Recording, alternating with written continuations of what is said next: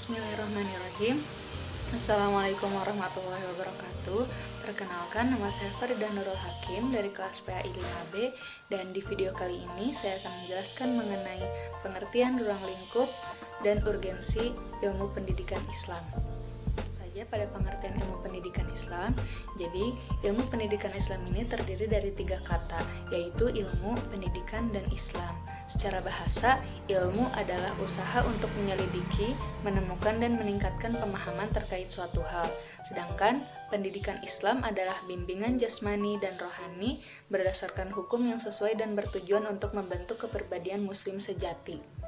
Lalu, pengertian ilmu pendidikan Islam menurut istilah adalah ilmu pendidikan yang berdasarkan Al-Quran, hadis Nabi, dan akal, di mana penggunaan dasar keilmuannya haruslah berurutan dan harus dilengkapi dengan ayat-ayat Al-Quran dan atau hadis, dan akal yang dapat menjamin kebenaran teori tersebut. Sedangkan menurut hasil Seminar Pendidikan Islam tahun 1960 merumuskan bahwa pendidikan Islam adalah bimbingan terhadap pertumbuhan rohani dan jasmani menurut ajaran Islam dengan hikmah mengarahkan, mengajarkan, melatih, mengasuh, dan mengawasi berlakunya semua ajaran Islam kepada peserta didik. Untuk selanjutnya ada ruang lingkup ilmu pendidikan Islam. Jadi yang dimaksud ruang lingkup ilmu pendidikan Islam adalah segala sesuatu yang berhubungan dengan pendidikan Islam yang merupakan unsur utama yang sangat penting sehingga proses pendidikan Islam dapat berjalan lancar dan efektif untuk mencapai tujuan yang dicita-citakan. Nah, yang pertama ini ada dasar dan tujuan pendidikan Islam, yaitu landasan sebagai sumber dari kegiatan pendidikan Islam. Hal ini dilakukan dalam rangka mengarahkan anak supaya memiliki karakter dan berkepribadian muslim yang bertakwa kepada Allah Subhanahu wa taala sesuai dengan Al-Qur'an dan hadis. Kemudian yang kedua ada perbuatan mendidik. Perbuatan mendidik yaitu segala sesuatu yang dilakukan oleh pendidik atau peserta didik dalam kegiatan pelaksanaan pendidikan Islam, atau seperti yang kita ketahui adalah kegiatan pembelajaran. Lalu ruang lingkup selanjutnya ada pendidik dan peserta didik. Pendidik adalah orang yang menjadi subjek dalam pelaksanaan pendidikan, yang memiliki akhlak yang luhur untuk jadi salah satu panutan peserta didik atau muridnya. Pendidik ini kita ketahui sebagai guru, ustazah, dosen, murabi, dan lain sebagainya. Kemudian ada peserta didik. Peserta didik ini adalah orang yang menuntut ilmu dan menjadi objek atau sasaran dalam kegiatan pelaksanaan pendidikan Islam. Ada ruang lingkup ilmu pendidikan Islam yang kelima, yaitu proses mendidik atau pembelajaran. Jadi proses mendidik atau pembelajaran ini merupakan kegiatan belajar mengajar yang dipimpin oleh pendidik atau guru yang menyampaikan ilmu kepada peserta didik atau muridnya dan berisikan keutamaan beramal soleh atau ilmu yang sesuai syariat agama Islam yang diridhoi Allah Subhanahu wa taala. Kemudian yang keenam, ada kelembagaan dalam pendidikan Islam. Yang dimaksud kelembagaan dalam pendidikan Islam adalah suatu lembaga atau institusi yang menaungi dan mengatur sistem pendidikan Islam agar terorganisir mencapai tujuan yang dicita-citakan mengenai pendidikan Islam itu sendiri. Kemudian, ruang lingkup ilmu pendidikan Islam yang ketujuh adalah materi dan kurikulum pendidikan Islam.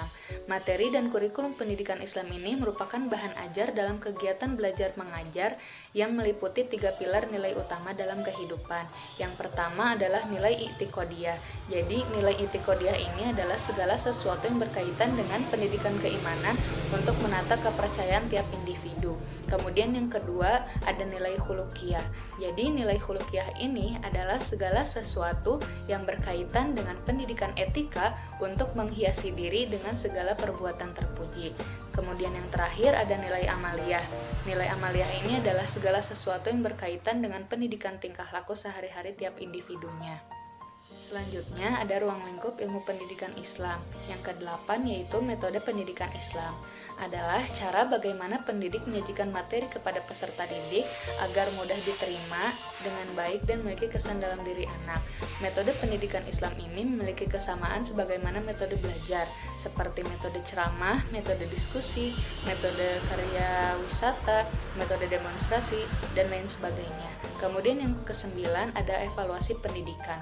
Evaluasi pendidikan adalah proses, cara untuk mengetahui kemampuan peserta didik dalam penguasaan materi atau hasil belajar siswa yang memiliki tujuan untuk meningkatkan kualitas peserta didik dalam penguasaan materi, seperti ulangan harian, ulangan tengah semester, ulangan akhir sekolah, dan lain sebagainya.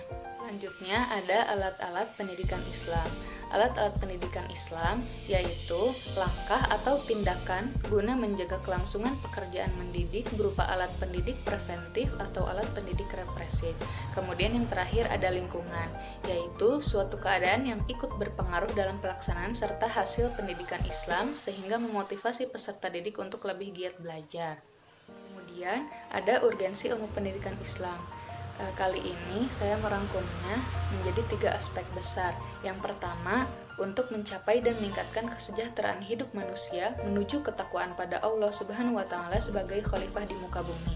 Kemudian yang kedua, merupakan kebutuhan semua orang muslim untuk menghadapi tantangan di era globalisasi.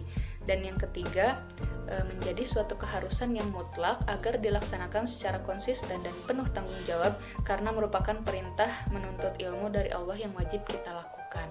Mungkin seperti itu materi yang dapat saya sajikan mengenai pengertian, ruang lingkup, dan urgensi ilmu pendidikan.